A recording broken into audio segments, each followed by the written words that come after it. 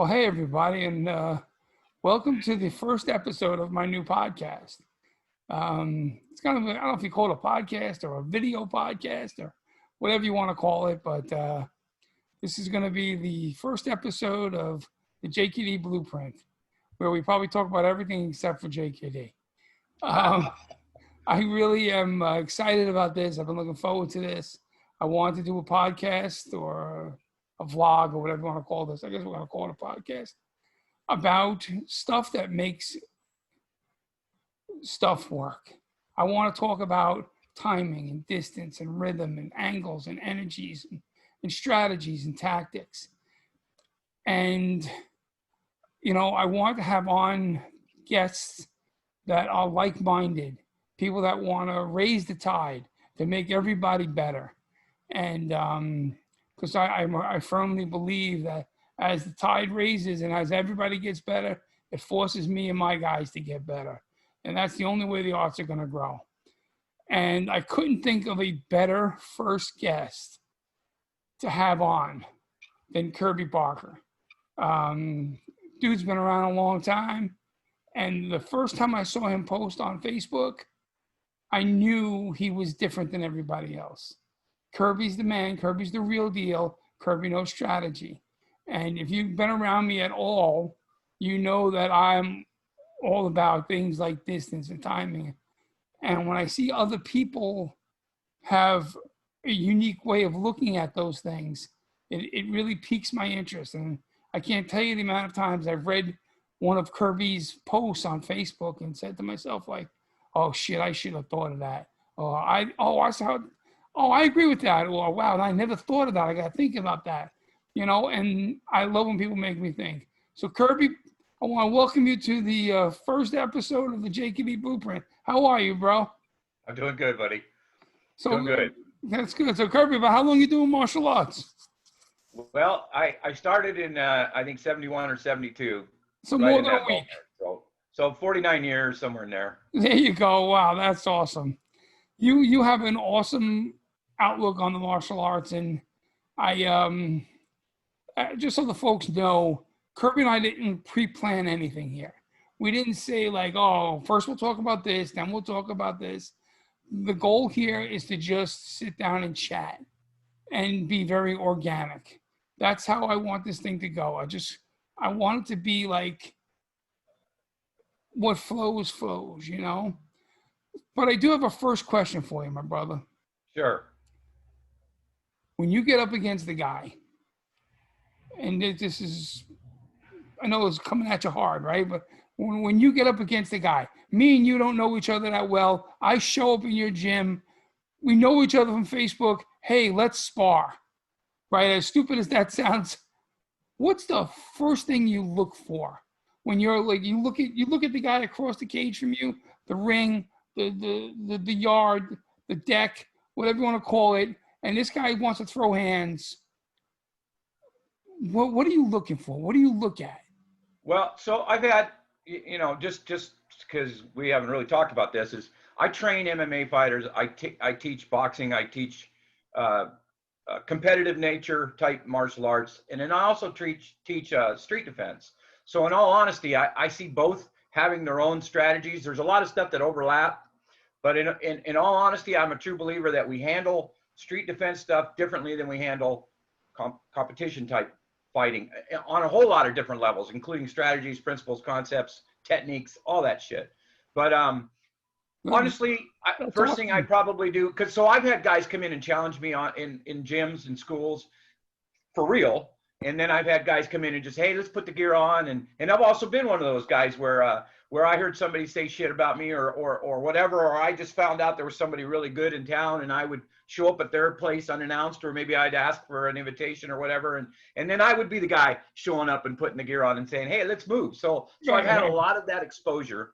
And typically the first thing I look for is just their demeanor, you know, and then once we square off, I usually put myself at a gap similar to like what I would do in any street defense. I want to make sure that I've got enough room to work with to be able to get a timing and a sense of how they move. And, you know, I'm going to watch for the little idiosyncrasies right away. I'm going to see how their feet are. Are they positioned to be offensive, defensive? you know, how their breathing is, how their eyes are, what are they looking at, you know, and then once I start to get a set rhythm of their timing and their how well they move, do they move backwards, do they like to do angles, you know, then I take my strategies and experiences from there. See, So it so really depends. You know, you can't really have a set answer for that right, because exactly. everybody's different. So Yeah. there's so much information there that a guy like you, I don't think realizes how much new shit just happened right there in that one sentence. Okay, so so when we talk with most martial artists, um, first of all, a lot of people don't in their head differentiate between a competition MMA type fight and a street fight. They think they do, but they say, "Oh, I'm all about the streets," but almost all of their training is actually really for competition. You know, they don't have a they don't deal with the mindset. They don't deal with indicators of violence. They don't, you know, there's that real idea of knowing when someone's actually gonna actually throw that punch, or you know, if someone's full of shit. You know, there's they don't deal with any of that. But for now, let's talk about an MMA competition type mindset. When you were talking about, you know, their rhythm and their footwork, if you don't mind, could you specifically talk about like what do you mean? So like I know when I look at like someone's footwork when they first like within the first seconds of them moving around, one of the things I look for really quick is do they take large steps or small steps? Are they flat-footed or on the balls of their feet? You know, are they going back and forth or are they just circling? You know, these are things that I look for in footwork. Do they let their feet like stand on the head of a pin or are they always balanced? These are things all part of the checklist in my head that like I call strategy at a glance. You know, these are Sure. things that like I when a guy lines up against me, I look at several things. I look at, you know, how they're balanced, where their hands are in relation to center line. If I throw, like, because that like sets off check boxes in my head. If I throw a punch right down center, that they got to move in or they got to move out. How are they going to be able to deal with it? Are they always going to be circling? Are they circling to the left or to the right? Are they bouncing around? And the balls of the feet? You know. So when you say you look at a guy's footwork and his rhythm and things to that effect, would you mind talking about just specifically those things for a couple minutes or? Sure, absolutely. So for example, let's break it down to a real simple way to be able to identify, because I'm a real visual teacher and a real visual Sure. learner. So if a guy is going to race in a race and he gets into his running blocks and he's sideways, that tells you right away he's not trying to get out of the block super quick because he's sideways. So if a fighter lines up with his rear foot turned and not forward, it's telling me that he's thinking more defense. He's waiting for me to move in because he wants to set down in his stance and he wants to let me move. The other thing that it gives away when he does that is if he decides to attack, he's going to have to push with his lead or rear foot. And that means that that rear foot has to trigger. It has to turn and it has to rise up onto the ball before he can go forward. So just knowing, watching that rear foot, for example, tells me a lot about what's he thinking right now. Is he thinking about running through me or is he thinking about waiting for me to come to him? And so just something that subtle can tell you a lot. How his hips are positioned tells you a lot. How that lead foot's positioned. Is he a bladed fighter? Is he standing on a line? If he's standing on a line, his rear techniques are somewhat nullified because now he literally has to rotate his whole body to get those rear techniques to me. That changes the timing and everything. So all of those little subtleties are huge. And then of course you've got, what are his hands doing? You know, or is he trying to bait me in? Has he got a low lead hand and a nice high rear hand? Okay, that means he likes to most likely block with that rear hand, and he's going to be looking to hit me with that lead hand. You know, just little things that you kind of, and it's not always the case. You know, that's the thing you always got to be careful of is just when you think you've seen everything, there's something new, or just when you think that you can read somebody comes along and does something totally different. So you always got to be prepared for that little bit of unexpected. But Right. typically what you become familiar with is what it is, you know, and so that's what I look for in fighters. And immediately from there, my brain starts going, okay, so he's doing this. All right, well, now let's see how he responds to this, you know. And so a lot of the times I may just do something as simple as step off to my right and see how his hips move, see how his feet move. Is he walking on the heels? Is he walking on the balls? Is he keeping the spring in his step? Is he rising up out of his stance when he gets ready to move? You know, all these little things that you look at and you go, okay, that's all documented up here. And now these are the things that I'm going to look for. Because one of the things that I'm really into is speed. I'm into being there. Literally, there's nobody I've never been able to not hit if I want to hit you first. Because I'm really big into this metal to magnet stuff. Take away all the telegraph, not trying to preload, not trying to hit you with a lot of power. I've got a 235-pound frame, actually 228 pounds yesterday on the scale. Yay! Go for you. Yeah, COVID's working opposite for me. You know, I'm losing some weight, but anyway, so I'm really big on making sure that I get there first and fast without telegraph and not so much power, because I honestly believe that through proper technique we deliver more than enough power as it is. I don't need to load stuff up.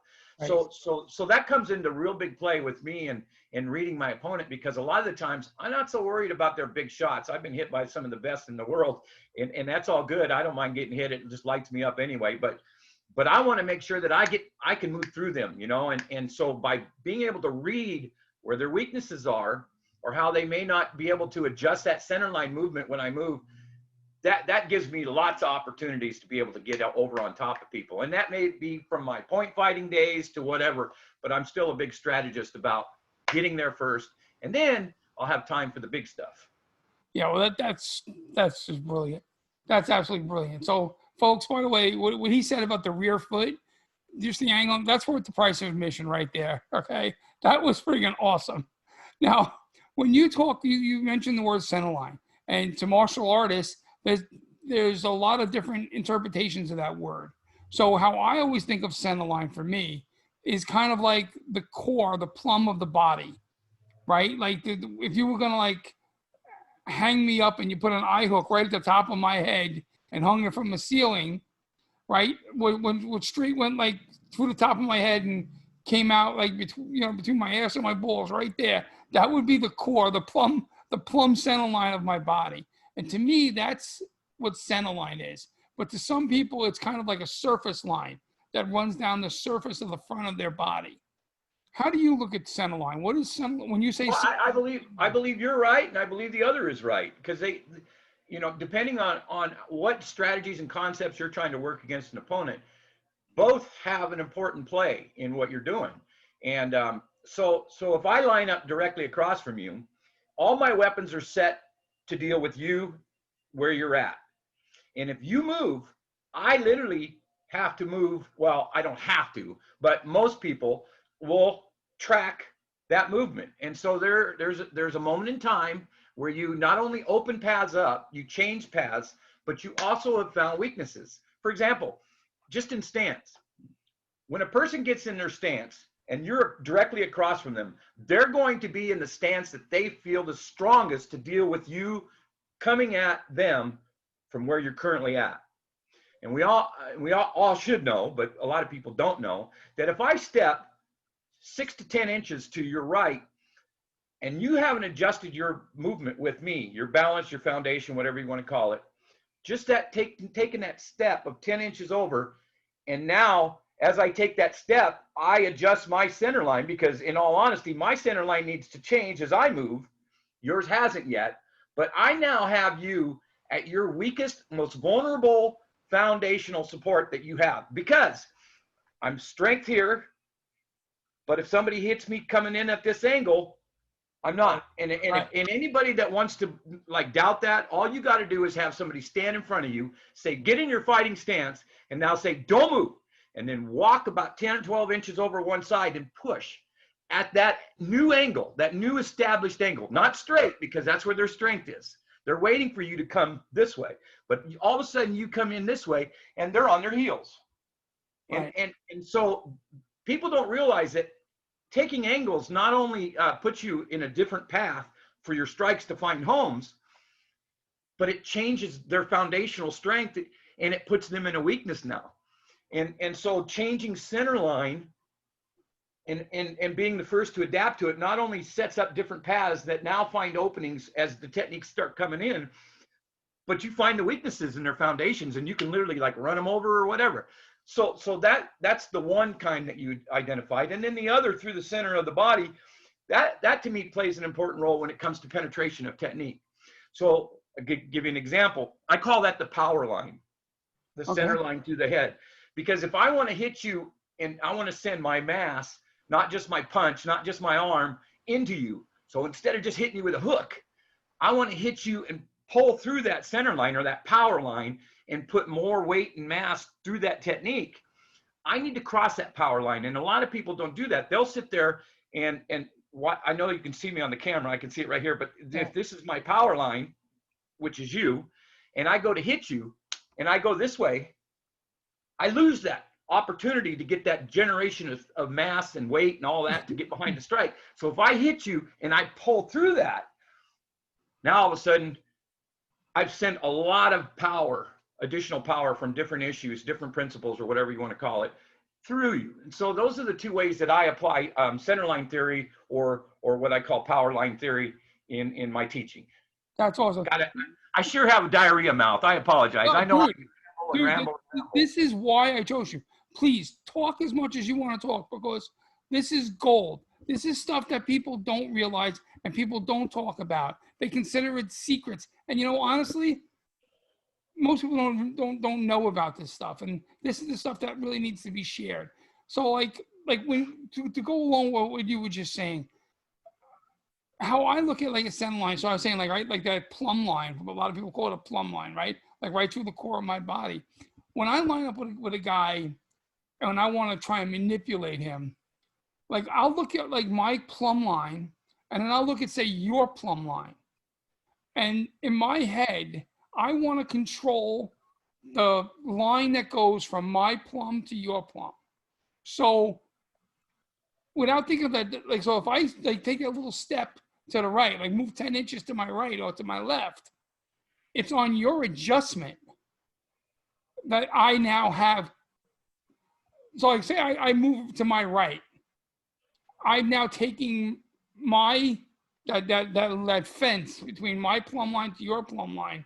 I have my tools pointing at your core, but your tools are pointing offwards. Correct. So you, in order to hit me, have to adjust to get your tools, to get your surface. You don't have to. You don't have to, because obviously. But yeah, no, for the most part, totally. That's what has to happen. Most guys will. You don't have to. Absolutely. But most guys are going to turn to get their surface weapons pointed at you. They will track to you. Right. So in my head, I learned how to play. I learned how to play fight with Steve Golden, right? So it was always try and think 2 steps, 3 steps, 5 steps ahead. So if I step to my right and it's going to make you be uncomfortable and it's going to make you turn to move your surface weapons towards me to, realign with, my new core, I have to learn to read your footwork. I have to learn to read your intentions. Why? Because I step off, and just as you're stepping off to make that adjustment, I'm now going to step off the other way. So that as you're turning to face this core here, I'm no longer here. No, you're on your way in. I'm on the way in, hitting you. Sure, or whatever. Yeah, right. I've now taken a separate line, and it's important to me in the way I strategize that I'm going to take that second line or launch that attack on your adjustment, as your adjustment. Because absolutely, I think you would agree, most people are either thinking offense or defense, right? So if I'm moving, if I feel like I can get a guy moving and I'm a step ahead of a guy, I want him to start getting worried that he's feeling defense, and especially if you can tell if a guy's offensively minded, and now if he sees I'm a step ahead of him, a lot of it's like, oh shit, I got to get on the ball here. I got to get him. So if I turn and he turns to hit me, I want him to feel like he's moving into a comfort area so that I can now move and attack while he's mixed up in his head. Like, I don't know how to describe it. I wish I was more eloquent of a person, but like, it's these moments of catching people thinking about movement. Yep. that when you catch them thinking about movement, when they're adjusting from, oh shit, am I offense or my defense, catching them in flux, they're not sure where they have to be. When you catch them there, you get that moment in time to launch your attack and get your lucky shot in. Yep. You know, it's like when you're a guy like me who I'm not the fastest guy in the world. I'm a slow. I'm a big. You said you were 200 and something pounds. If I lost 200 something pounds, I'd be a good start. So it's everybody has their strengths, brother. Right. So it's like I kind of feel like for me, I gotta find that moment when I get people lost in their own heads, lost in their own footwork. I refer to it as the 8-ball. So the 8-ball is the movement. You either are ahead of the 8-ball, in sync with the 8-ball, or behind the 8-ball. And if I'm the one controlling gap, I'm the one controlling movement, I am the 8-ball.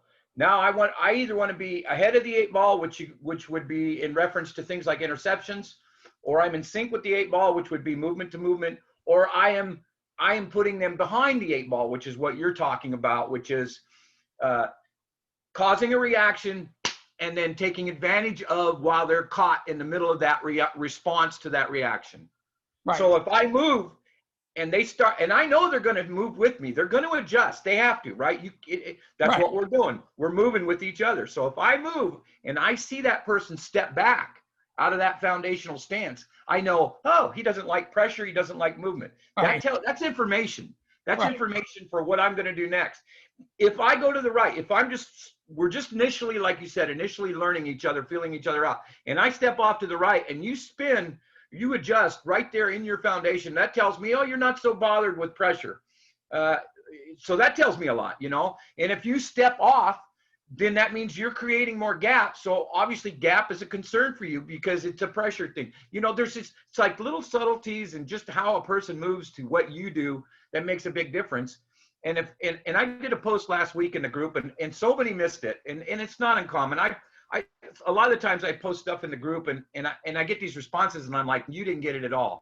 And I don't take offense to that, because, you can only write so much and explain so much. But I made a post in the group last week about interceptions and doing interceptions based on people's eyes or breath. And people are like, well, I never watch the eyes because eyes lies. I would never do that. I don't look to the eyes. Well, you know what?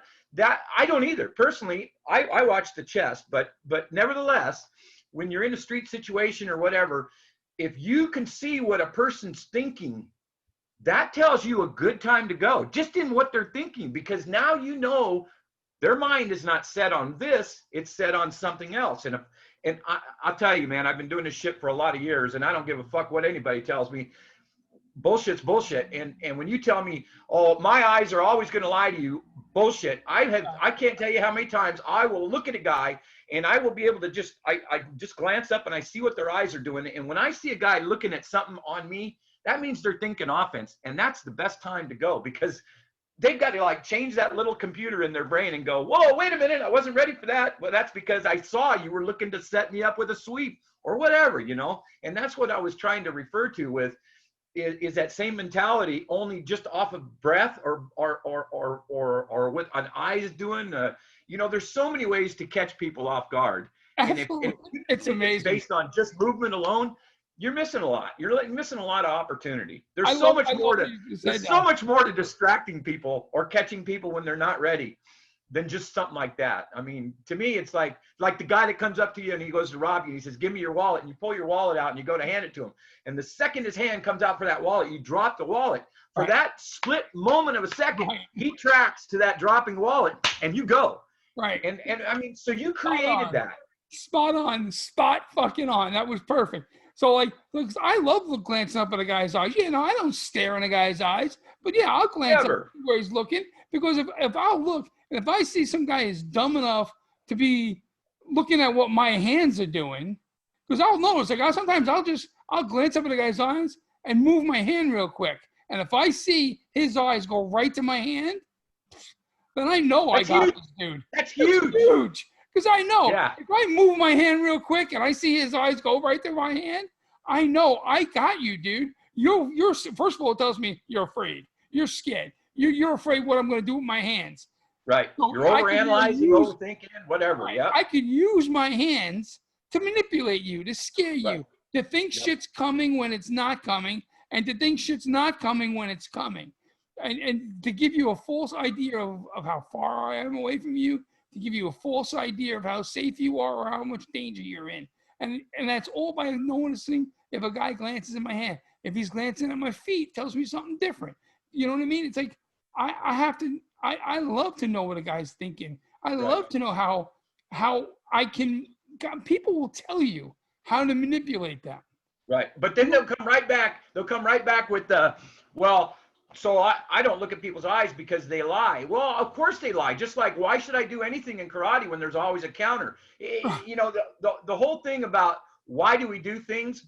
Because we get good at them and we make them work for us. You know, that's just, and so I'm not worried about the fact that somebody's going to try and trick me with their eyes, because usually if somebody's trying to trick me with their eyes, their body's telling me there's something else going on. You know, and so they got to be really fucking good to be able to lie to me with their eyes, and their body has tricked me to believe that their eyes are, yeah, I mean, I don't know. Anyway, I don't waste a lot of time with that because there's so many other ways to beat people and stuff. But that's just one of the little things, you know, where we can put a person further behind that 8-ball, right? Or we can get into their head when they're not ready. When you know a guy's not ready for blah, then that's a great time to do blah. You know, I mean, whatever it is. Right, sure.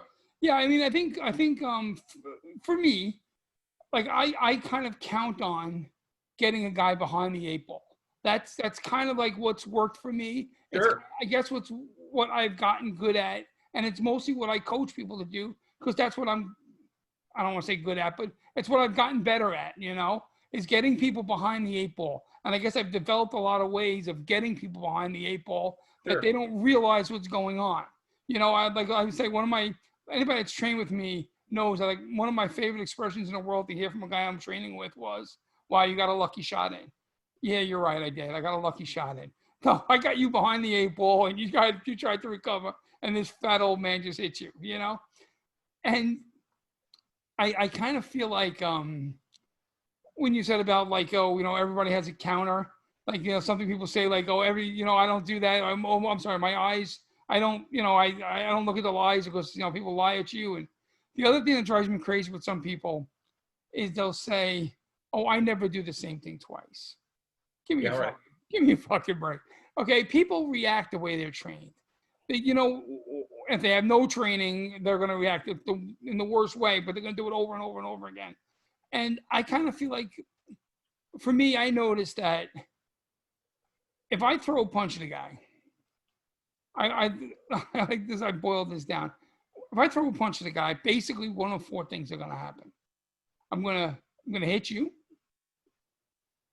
You're gonna block. You're gonna grab. You know, you're gonna block or cover, right?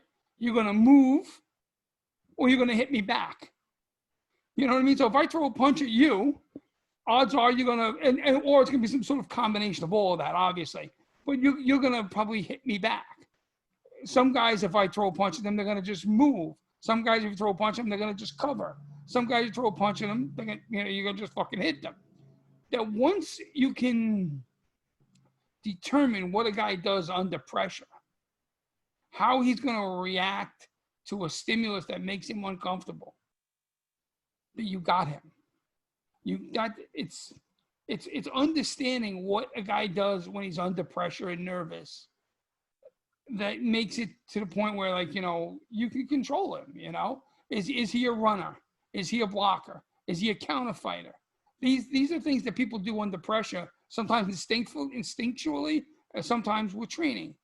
But it's to me, it's one of those things that when you can tag a guy as what they do to that movement, that they're telling you, hey, this is how you got to beat me. You know, if a guy's a good counter fighter, it doesn't mean you can't get in on him. It doesn't mean you can't punch him. It just means you have to understand his timing. You have to understand his reaction speed. You have to understand his footwork, you know. And as always, that's just part of the equation. Right. Now you have to be able to take that information and do whatever you do to make how you're going to react or respond to that work for you, because it's never enough to just be aware of what he's going to do. You have to now go, okay, what concepts, what principles, what techniques, what timing, what gap do I work at? You know, how am I going to now take that information and be able to work effectively with it? So an example, you like you just said, you've got a guy that likes to just, he's going to be he's going to be effortless. He's not going to respond jumping backwards. He's just going to probably cover and try to counter. So you go, okay, I know that that's coming. So he's going to want to stay in the gap. So I don't want to be too far away, because he's obviously going to have plenty of time to do that and that. And so I need to be close enough that I make sure that I can catch him here and then be able to hit him before he gets the chance to get that second thing off, whatever it is, you know. So now, and that's where, like a lot of the times I do a lot of stuff on gap, and people miss the whole boat on that. They don't understand that we should always be the one controlling gap, because gap is what makes me and what I elect to do work or not. If I'm too far away and I want to hit you with a back fist, why the fuck am I going to throw a back fist if I'm too far away? Right. You know, I mean, it just doesn't make sense. So then the guys are sparring and they throw these techniques and they don't even land, and you go, why did you throw that? Well, because I meant to hit him. Well, then why are you standing so far away if you truly meant to hit him? And people just, sometimes they have a real hard time understanding how important gap is. You know, like I had a guy just 2 weeks ago, he was working and he was like, you know, I'm having a hard time, you know, dealing with this guy's speed. He gets in too easy. And I said, well, that's because you're fighting at his gap. Well, what do you mean? And I said, you want to hit him. There's no doubt. I mean, that's your goal, to hit him, but he's faster than you. So the closer you stand to him, you just make it easier for him to have his way. So you need to back off a little, increase the gap. You'll have better time to read things and respond. Well, then, but now I can't get to him. No, you can get to him. You just have to change the way you do it. Break rhythm, set him up with fakes and feints. Let him do the one that draws in and you hit him with a counter. There's a lot of ways to close gap without you having to be the one to do it, or you having to be the one to score off that inverse move. I mean, there's plenty of ways to like change the gap up, either through their efforts or yours. And just another tangent that I get off on, but it's, you know, it's just, there's more to fighting than just knowing what another person's going to do or is doing. You also have to have the remedies of how to capitalize on that. And that's where principles and concepts and all this other shit that we learn to do comes in handy. Right, because knowledge is not power. Knowledge is not power. And applied knowledge is power. Right. You have to know how to apply that knowledge. If just the collecting of knowledge is meaningless, if you don't know how to apply. Well, it helps, but yeah, it's not meaningless, right. But yeah. Right, but it's just a part of the whole package. Right. You need to be able to apply that knowledge. You need to have a series of tactics, strategies, an understanding of what your options are. You know, when you see something. That's why I love I love to think of things in the way of like a computer. Like, you know, you click on a little like folder and it drops down what's your options. Okay, I click on this folder and it drops down. Boom, boom, boom, boom. You have these 5 more folders. So I know, like, if I fake and I fake a jab and he scoots to his right, it drops down. Boom, boom, boom. Here's your 3 options. I could throw that jab and follow it up with a rear leg kick as he's moving to his right into my kick. I can, fake the rear jab, shift my weight and come in with a lead hook into where he's going to be. Like there's these options that are available to me based on his reaction to what I did. Right. Like that's applying knowledge as opposed to just saying, oh, look, I throw a jab and he moves to the right. Okay, big deal. What are you going to do with that?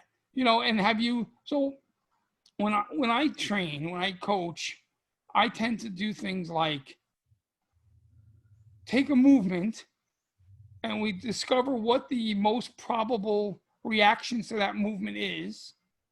And now how are we going to deal with those high percentage reactions? Because I'm a big high percentage guy, right? So in 99% of the times, these 3 things are the possibilities that are going to happen. Let's deal with those first and worry about that 1% later. Right. You know what I mean? I'm the same way. I'm big on odds. Odds of something being successful are real important to me.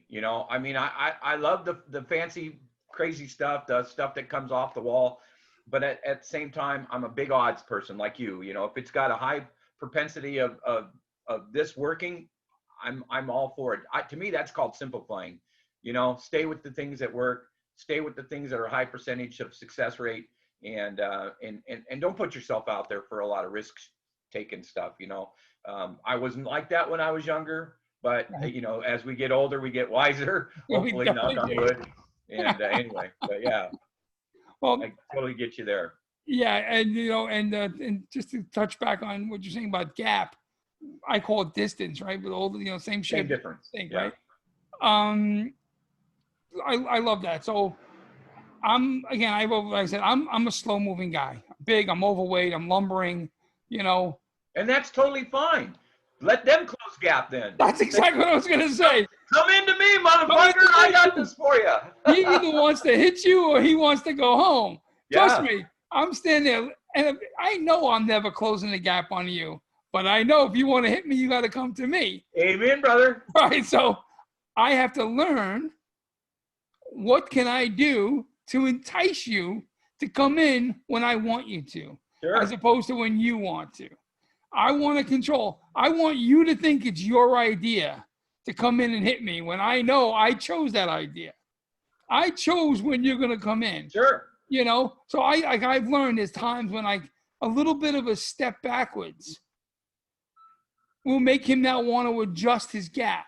And just as he started to adjust his gap, I stepped forward. So that I've changed the gap mid-adjustment. Right. You go from mirroring the timing to intercepting the timing. Right, Yeah. exactly right. And that idea of changing his gap, changing his distance mid-adjustment, just to frustrate him. So now I've put it in his head that when I step back, I'm going to adjust on his mirror. I'm going to adjust on his adjustment, except this time I don't, just to frustrate him. And now he has to come in at me because he doesn't know what I'm going to do. Sure. You know, these idea of playing with the gap, of manipulating that idea of distance and angles. I kind of put that in with the same thought process in my head of if I, again, that's just ways for me to get the guy behind the eight ball because I'm slow. I have to, but you know, I want people to know that just because you don't have initial speed doesn't mean you can't hit the guy. Doesn't mean we don't feel the onus is on you to close the gap. If he wants to fight you, he's going to close the gap. You have to just be ready for it. And if you're good, you're going to figure out ways of getting him to close the gap when you want him to. You're going to figure out ways of enticing him to close the gap. You know, so what are some ways that you know in your head when you see a guy and you say to yourself, okay, he was thinking defense, he's going now. How do you know, like you said before, the rear foot he turns and you say, okay, this guy's going to launch an attack. What are some other things you see that maybe say to you, okay, this guy's going to attack? Okay, well, weight transfer a lot of the times, you know, if they've got weight on the back foot more, then they're probably not thinking about trying to get off that line as quick. So Right. As soon as you notice like the weight transfer a little bit more forward, you're going, okay, he's wanting to come. You know, again, the rear foot tells you a lot, the positioning of their hips, you know, and of course you don't have that information right away. You Right. kind of start developing that information as you're moving with them, and you start going, okay, I see. And that's another reason why I say that street is so much different than because you don't get in the street, you don't get those luxuries of being able to learn all that information. And so strategies and shit really don't play as an important role. In the street, you just go and you just destroy and you get out of that moment and that event as soon as you can. So everything changes, in my opinion. But so the things that you're watching for in a fighter is weight transfer, is what those feet are doing, is the turning of his hips. If he's going to stay bladed, then more than likely he's going to come at me with that lead weapon. And that's fine. If he's going to come at me with that lead weapon, which would be the leg or the hand, okay, I'm okay with that. I change my gap a little bit so that way they're not in control of the gap and I'm still now in control of the gap. And then I can do things like draw. I can use fakes. I can break the rhythm. I can do things because now I really only have to worry about the two front weapons. And, so there's just all these different strategies that come into play with regards to how you work with that. And then you can do things like frustrate the fighter where, you know, mirroring is such an art. I mean, to me, it's right up there with intercepting. I love it. They just go hand in hand. You know, I'll stand there and I'll have the guy and I'll hit a guy before he can even get his hand up. And so now he's pissed. He wants to hit me back, and that's all good because now that's, you know, so I can tell the gap's changed a little bit on his part, or he's more comfortable with the gap that I'm dictating, and he wants to come. So now I just mirror the movement as he comes. I back, and then I hit him with the counter, or I angle back and I mirror and I hit him with a counter or whatever, you know. And now he's really frustrated, so he feels like God dang it, I got to be faster to get to him. And then as soon as and I can read that because the gap's changed just a little, or the hands come up a little higher because now he needs to be quicker off that line. So he's doing his little adjustments to be quicker. And so now I'm going, all right. So now as soon as I see him move, boom, I step in and hit him with an interception because he's not thinking he's thinking I'm going to be back here, and instead I'm now coming in. And you just always playing those little games with them and just frustrating the shit out of them. And then once they're frustrated, you know, they pretty much fall apart pretty quick. Right, because it's all the mind game. It's all the mind game. It can be. I mean, you're going to have those guys who are just badass, tougher than shit. Doesn't matter if you hit them first. They don't care. And those guys you better recognize real quick, or you're going to find yourself picking your ass up off the ground. And sometimes strategies are good for people that fall for them, but there's a lot of good fighters out there where strategies don't mean shit because they're just one dimensional, and that is they're just going to attack you, you know. So if your strategy isn't to get out of the way of that, then it doesn't matter whether or not you figured out what they're doing. Doesn't matter whether or not you get that first shot in. You still are picking your ass up off the ground. So there's a lot of stuff that's got to come into play to keep you from letting somebody dominate you, you know. Oh yeah, it's more than just stand there and play that cat and mouse. Well, so the guy who was rushing into me, I always say, "Thank God I was a high school wrestler." Yeah, and a big guy like you, you know, it's going to take a lot to be for a guy to be able to move somebody like you, because I'm sure you got a great foundation, and you don't mind somebody running into you, you know, and those are opportunities. You know, I teach that. There's an art to just running into a guy and jamming him, and then looking for the reactions and the openings, you know. Right. I teach a lot of guys, if you're frustrated with somebody who's just super fast and hitting you with all this outside shit, just charge them. Get inside, shell up and get inside. And then as soon as you're inside, not only have you jammed them now, but you've got all these angles that you can hit them at. And so just getting inside and then bang, bang, bang, bang, boom, boom, you know, coming in with all this other stuff.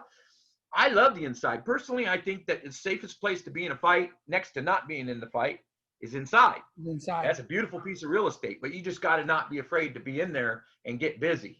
Right. That's huge. I mean, being able to just cover the chin, hunch the elbows, hunch the shoulders. Sure. Just absolutely get inside and being able not be afraid to let something bounce off of you. You know, right. People got to not be afraid to get hit, because it's just like teaching people to swim. We're swimmers. Right. So why in the fuck aren't we learning to get wet? You know, I mean, you got to put us in the pool sometime. Right. And if you think that all karate, and unfortunately a lot of karate schools, they're just oriented and geared towards that mentality of, I've gone my whole life and never had a black eye or a fat lip. Well, that to me isn't a strength. That right. to me is a weakness, you know. I mean, you need to know what you're going to be able to do when you get popped. And if you're not getting popped, you probably aren't fighting really good guys, or you aren't going very right. hard, you know. I mean, I must have said this sentence to my wife 300 times. Honey, I've been punched in the face a lot. You're still beautiful. Right, I was good looking as fuck, but you got that. But you know, the truth of the matter is, yeah, I've been punched in the face a lot. I know what it feels like. I'm not all that scared of it. You know what I mean? So if the best you got is to give me a pop on my forehead while I got my chin covered, well, you better be careful, because I'm coming inside and I'm going to light you the fuck up. And people have to understand, I think, at some level you're training in the martial arts, people have to understand what it feels like to get popped in the fucking face. They have to understand it, because it's part of what we do.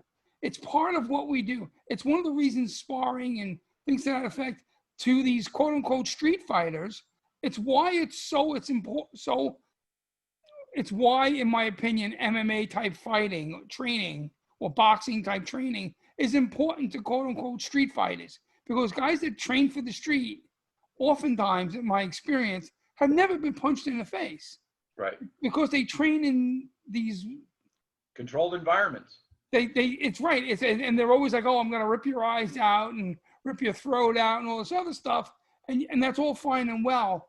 But unless you can get past my punch, you got a problem. You know what I mean? You're not getting to my throat. You're not getting, so you got to get past my punch. And I think anybody, regardless of if your core being is a quote unquote street fighter or a competition sport fighter, you got to know what it feels like to get punched in the face. At some point, you have to know, okay, I can live through this. If you want to get to that next level in your experience, yes. I know that out of all the people that train in karate, not everybody wants to be over here. Not everybody wants to be a barbarian, you know, a warrior, a real life general of street fighting or whatever. A lot of people just do karate, and that's fine if that's what you're into. But if you truly want to say, I think I have a pretty good chance of surviving a real street event, which nobody is really sure how that's ever going to go. But no, you need that exposure. I'm a firm believer that exposure is huge. And you can see I got lots of teeth missing. I've had lots of broken noses. I've never had any one of these injuries stop me. Right. I had a guy hit me with a baseball bat once when I wasn't watching because I was too engaged with this guy. I was just a street punk kid, 19 years old. I was gross with this guy. He dropped me with that bat. And then they spit on me and kicked me and told me how tough I wasn't and, you know, that kind of stuff. And that was a big lesson, you know. But all the other times that I've been hit, you know, it didn't stop me. Right. If anything, it just fired me up. So. Right. It's like, you know, I really feel like it's one of the important aspects of martial arts that you say, like, not everybody goes into a karate school wanting to be a bruiser. I totally respect that. Some people just want to go feel a little better about themselves, maybe do it for exercise, the social environment. Right. And that's all fine. That's awesome. Nothing wrong with that. But you can't lie to yourself either. Amen. You can't lie to yourself. You know, not even talking about lying to other people. Just don't lie to yourself. Understand, you know what? I have never done this shit for real. You know, I've done a little sparring with, you know, Jimmy from down the block in the karate school with these mittens and this headgear. And, you know, we're not allowed to punch in the face or below the belt. Understand you're at a disadvantage, you know, and don't lie to yourself. And I think, you know, the first time I think I ever got into a fight,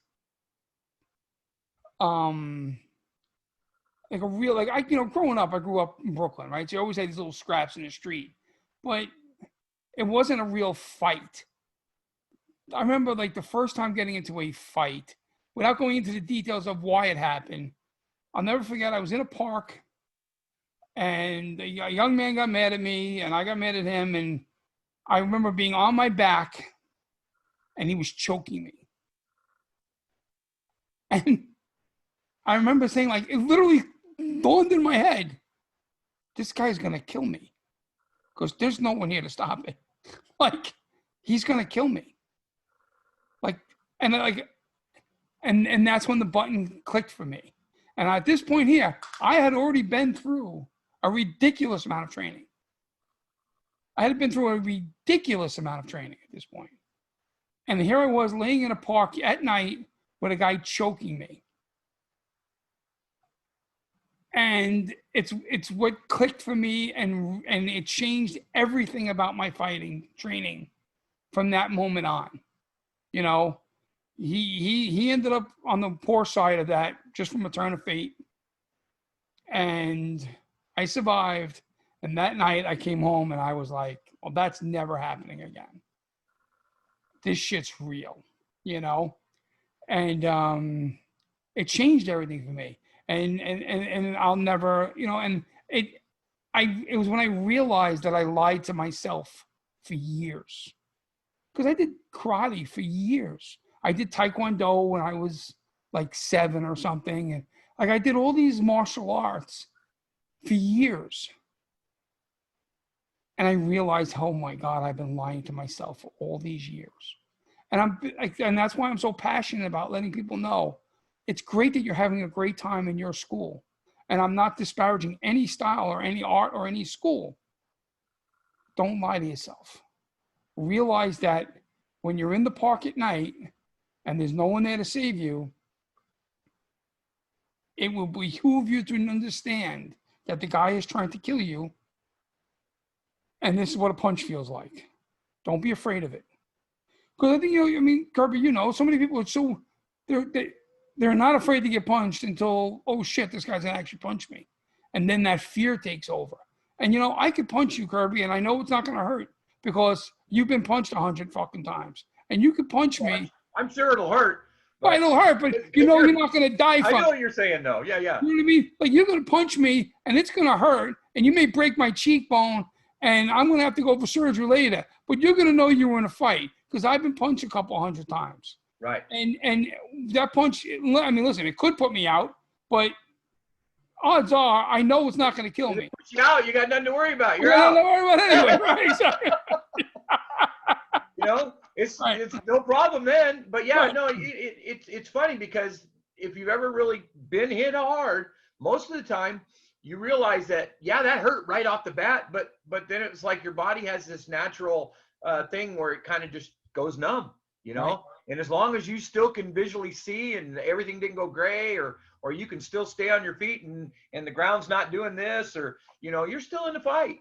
Right. It's just so true, And one other thing I wanted to mention about, because we spoke a little bit about before, a great way of seeing like when a guy's about to attack you, folks, I've seen this a million times. And watch almost any YouTube video of guys like showing techniques and like some guy showing their sidekick or whatever.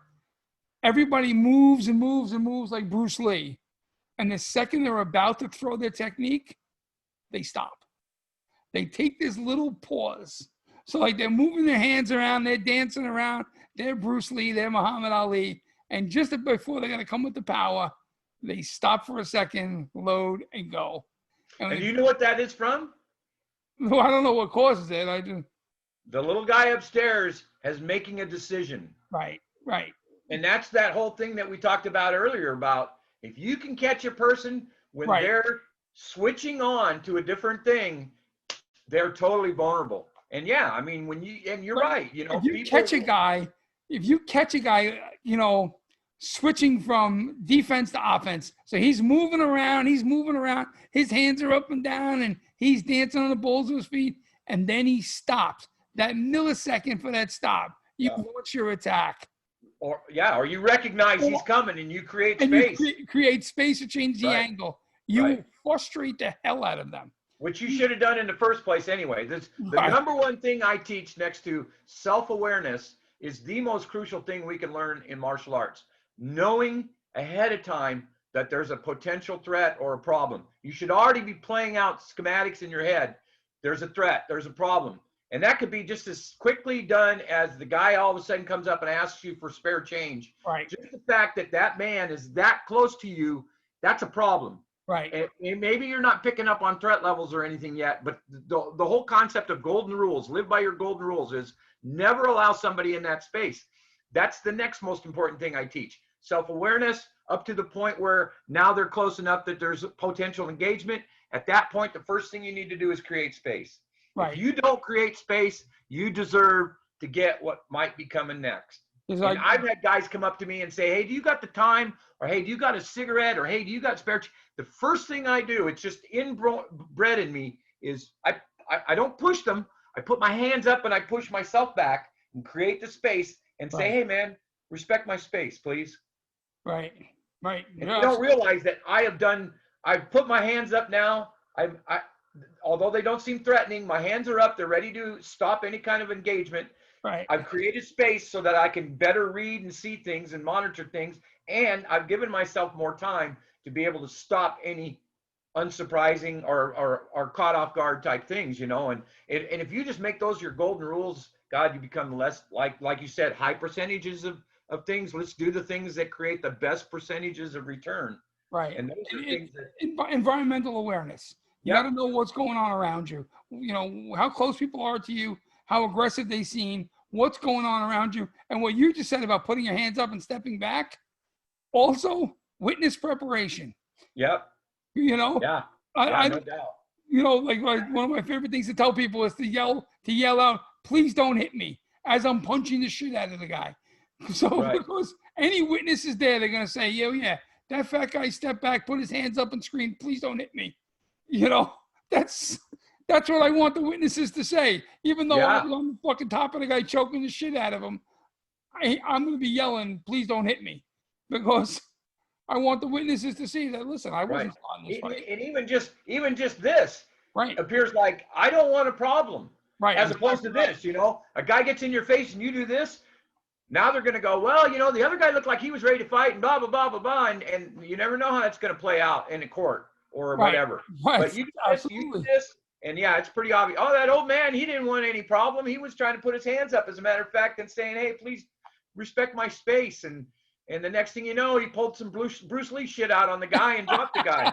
Oh, well, you know, sounds like the guy had it coming. Thank God.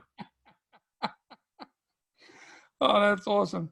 I wanted to ask you about something else. I know I'm asking a lot of you today, Kirby, and I really appreciate Well, it. I'm digging this. This is great. I love this shit. I could do this every week with you. Well, that may happen, Kirby. This is what I do. I mean, this is what I do with my students. So This is incredible.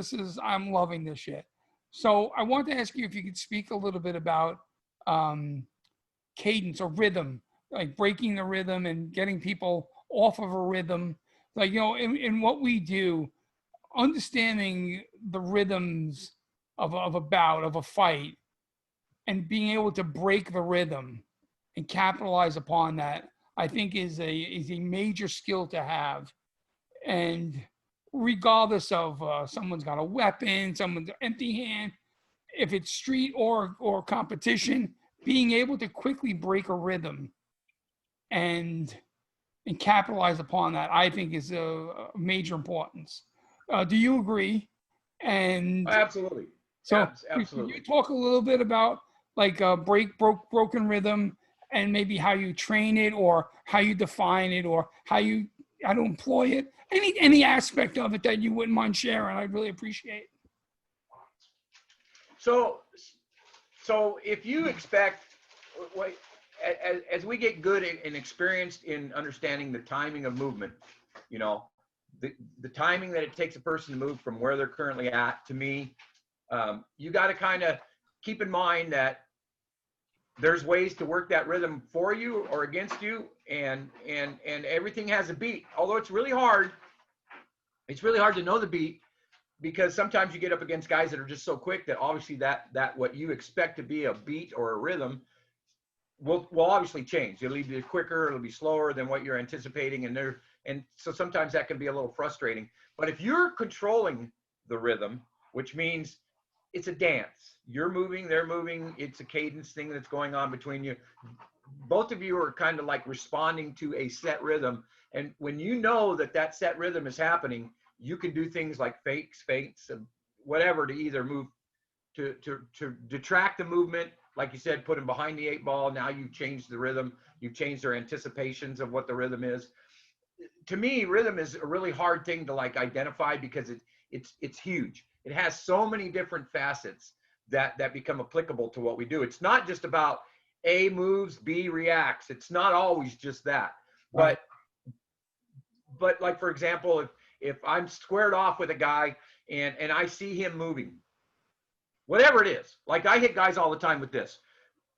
They'll do this lead hand thing where they go like this. Those lead hands going up. There's a rhythm there. There's a rhythm there. Right. And there's a high point and there's a low point of that rhythm. And as soon as that hand starts to go down, I know it's going to come back up, because he just got done showing it to me 3 times or 2 times. Right. So as soon as that hand starts to go, bang, I'm right over the top. And they're like, God, how is it you're able to hit me every time? Right. And I said, because you're letting me in. You're showing me the door. Yeah. I mean, you're establishing a rhythm. And so all I'm doing is moving off of that rhythm. And so that's one way to utilize rhythm. So now all of a sudden they're like, God damn it, you hit me 3 times in a row. I'm going to either stop doing this, or I'm going to be a smart guy, right? And I'm going to lie to you, and I'm going to set you up, because now I know this is what's drawing you off. And I go, okay. And like, I can't see the difference between what that rear hand is doing now, because now he wants to hit me with that rear hand and draw me in with that lead hand.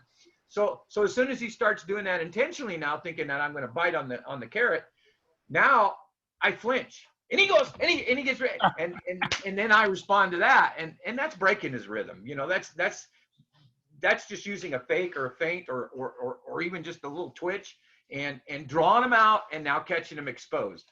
And so that's, you know, just an example of how you can break rhythm. Yeah. So yeah, one of the things I look to teach, in fact, just posted something to the Dudes of Kung Fu, the Patreon page called The Psychology of Fakes and Feints. And in it, I talk about, real quickly, I talk about like, if you nail a guy, so say you say like, you know, you got him, you catch him over the top and you nail him in the face with a punch, you've now created a sensitivity spot. You've created this location in his head that he's got to protect. And all that did is just open up the rest of his body. Because Sure. anytime you fake to that face, to his sensitive spot, he has to expose the rest of his body. And so like I'm a big proponent of I like to come in and just fucking hit a guy. Like that's what I'm big on. Like we'll say, oh, 1, 2, 3, go. I'm coming and I'm coming hard. And that's like what I do. I'm coming in hard and I'm going for your head or I'm going for your chest and I'm taking it. And I do it for a few reasons.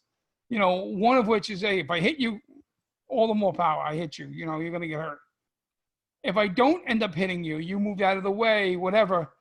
In your head, you're saying, well, this guy's a crazy motherfucker. He's gonna just come in. I gotta be careful. And he's now sensitive to the area I went for. Because whether I hit it or not, he knows that's a target of mine. And he's cautious. And if I create that sensitive spot on him, I'm never going to hit that spot again. But I'm going to fake to that spot. And faking to that sensitive spot, the part that he's nervous about, is going to open up the rest of his body. Sure. I call that concept fresh. I call it fresh, like fresh air. And the reason why I do that is because if I hit you with something, it's fresh in your memory that I didn't enjoy that. And now I can use that against you. So like, for example, if I kick you right square in the nuts, bam, real quick. Oh, damn. So now that's fresh in your memory. So now I make it look like I'm going to kick you in the groin and then I go right over the top of the hand. Yeah, absolutely. And I do that to my guys all the time. And they're like, God damn it. You know, knock that shit off. I know what you're doing.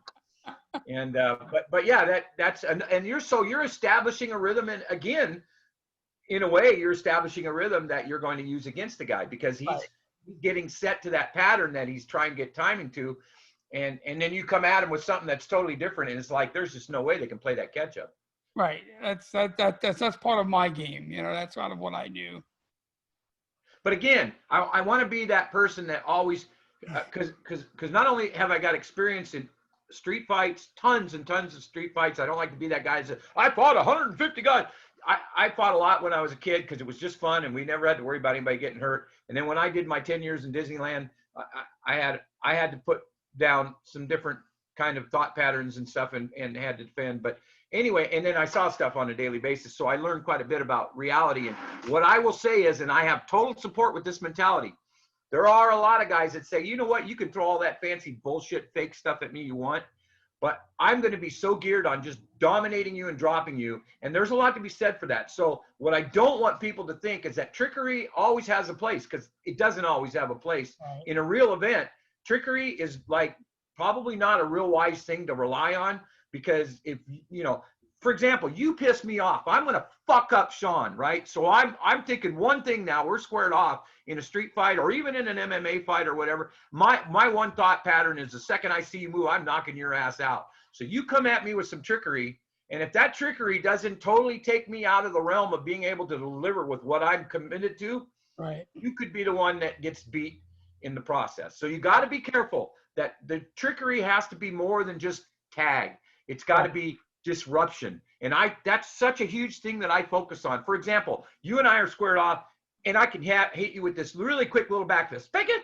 And now if that doesn't bother you, if that little tag doesn't bother you, that's opportunity for you to take advantage of me being exposed. Sure. So Right. my guys are like, you know what? I've had my nose broken several times because I let the guy get that jab in that I knew was coming so that I could go in and break those ribs with a body punch. Right. Yeah, I got tagged good, but I knew that the opportunity was there. So sometimes when we throw that quick stuff, we need to make it not just about making contact, but what we can do after contact, which is something that I really stress is disruption of foundation. So if I hit a guy with a back fist, I'm not just trying to score. I'm trying to like a battering ram, I'm like literally trying to disrupt his foundation, because a guy can hit you here, but a guy can't hit you very well back here. Right. So if Right, my right. contact hit his head here, I've just done two things now. Not only did I land and probably cause a little bit of discomfort, but I've disrupted his foundation and stopped his ability to land something as a counter real clean on me. So Right. so a lot of the times when I throw those really quick strikes, I don't want to just score. It's not just about scoring. It's about scoring and moving you to the point where I've taken away your ability to counter effectively. And that's huge. Right. That's. I hope I stressed that well enough or Oh explained. yeah, no, you did. That was wonderful. That was awesome. You know Because what, Kirby? when I'm sparring with my guys, I'm not about just tagging them with quick back fists. I'll tag them and they'll be going backwards with my hand in their face, and they're like, holy shit, you know, and Right, that right. takes the hell out of them. So it's all good. Dude, this has been wonderful, dude. This has been amazing. You know, I appreciate this like you have no idea. This was wonderful. It's been an hour already, and I'm like, I just looked at my clock, and I'm like, holy shit, it's been an hour already, and I can't believe it. I'm loving this. So I am hoping that you'll come back and do this with me again. I would love to, and we can focus or get critique more detailed on certain subject matters or whatever instead of just ramble like this. That's fine too. But Yeah. I've enjoyed this too. I've never done anything quite like this. This is fun for me. It's certainly a lot better than me sitting there and doing my two little finger pecking out, you know, blogs that I do. So yeah, I'm down for any time you want, brother. This is going to happen again, folks, because this is a level of experience here that we're dealing with Kirby that, you know, I don't get to do with too many people. This is amazing. And Kirby, I can't tell you how much I appreciate this. And folks, we're going to be doing this again. So well, what might be cool is maybe you could get some people to go, hey, why don't you do it on a certain subject matter, or you know, we could do that too, you know. And, oh yeah, no, I'm absolutely. That's a good idea, actually. Yeah. So let me post this for people to see. I'm hoping everybody enjoyed this, because I'm sure everybody enjoyed this, and we'll be back with more of this. Trust me. woo-hoo! That's fun, buddy. All right, hold on one second. Well, anyway, folks, I hope you enjoyed our first episode of the JKD Blueprint. We covered a ton here today, and there'll be more to come. And I just think that this was absolutely wonderful. And I just want to thank you and welcome everybody to the JKD Blueprint, and welcome Kirby joining me. And I guess I'm nervous now because this is my first one, but I absolutely enjoyed this People so are much. going to start talking. Yeah. Thanks, folks.